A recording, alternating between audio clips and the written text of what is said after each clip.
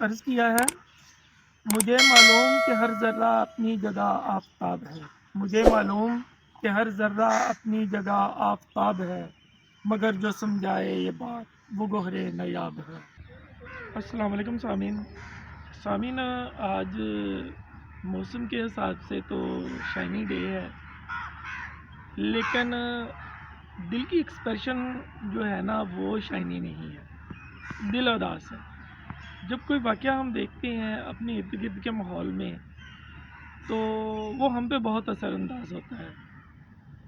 اکثر چیزیں ہمارے دل پہ اس قدر اثر کرتی ہیں کہ ہمارے اندر تک ٹھیس پہنچتی ہے، ہم دوسروں کو حقیر اور اپنے آپ کو بلندر سمجھتے ہیں۔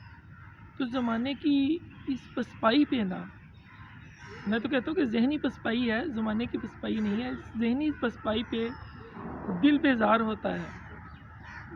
مجھے حیرت ہوتی ہے کہ ہم ہر چیز کو اپنے سے بہت حقیر سمجھتے ہیں، لیکن اللہ تعالیٰ نے ایک معمولی سے معمولی چیز کو ذرہ بھی ہو تو اسے ڈرائے گا نہیں بنایا، اس کی بھی اپنی قدر و قیمت ہے۔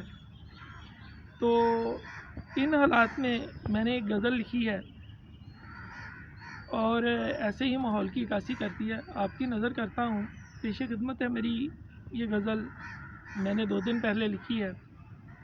تو ساجد بھائی آئے تھے تو ان کی فرمائش تھی کہ کوئی اپنا تازہ کلام سنایا جائے۔ میں نے کہا کہ یار جو لکھا ہے میں آپ کی نظر کرتا ہوں، پسند آئے تو داد دینا، اگر پسند نہ آئے تو میرے حسب سابق یہ الفاظ ہوتے ہیں کہ پھر آپ کا اپنا حق ہے، جو آپ چاہیں استعمال کریں۔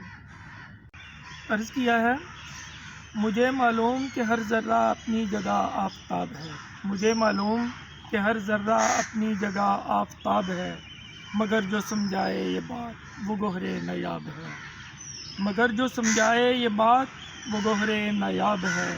پیاسے قلب سے یہاں صحرا ہو گئے کئی شہر، پیاسے قلب سے یہاں صحرا ہو گئے کئی شہر، کیا کروں لگتا یہ دلوں پہ قدرت کا عذاب ہے، کیا کروں لگتا یہ دلوں پہ قدرت کا عذاب ہے۔ اترے گا آسماں سے کوئی مسیحا ہمارے لیے، اترے گا آسماں سے کوئی مسیحا ہمارے لیے، مصیبت یہ اس دور کے ہر قائل کا خواب ہے، مصیبت یہ اس دور کے ہر قائل کا خواب ہے۔ جو بیچنے نکلا ہے دین کو کوڑیوں کے عوض، اس جاہل کو نہیں معلوم کیا یوم حساب ہے، اس جاہل کو نہیں معلوم کیا یوم حساب ہے۔ آخری شعر عرض کیا ہے، اب کیا عجب زمانہ دیکھنے کو ملا ہے شاہد، اب کیا عجب زمانہ دیکھنے کو ملا ہے شاہد، ہے جگنوں کو گما کہ اس کی دم پہ مہتاب ہے۔ سامعین، یہ تھی میری آج کی غزل۔